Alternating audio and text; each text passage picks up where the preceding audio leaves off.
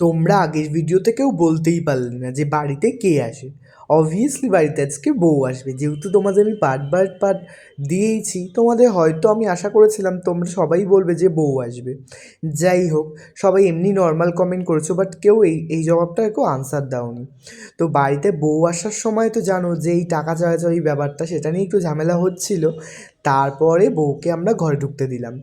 ঢোকার পর কিন্তু বরণ ঠরণ করে নেওয়ার পর এখানে চলছিল এখন আমার আরেকটা মামার মেয়ের 3 মাস যেহেতু হয়েছে তাই সেলিব্রেশন, মানে কেক কাটা হচ্ছিল।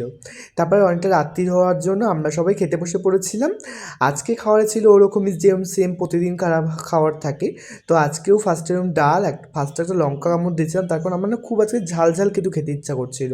আর ডালের সাথে ছিল কিন্তু আলুর পকোড়া, মানে আলুর বড়া। আর ছিল পাবদা মাছ, যেটা আমার খেতে খুবই ভালো লাগে। তো আজকে মেনুটা কিন্তু দারুণ ছিল। ভালো লাগে একটা লাইক কমেন্ট শেয়ার করে দিও।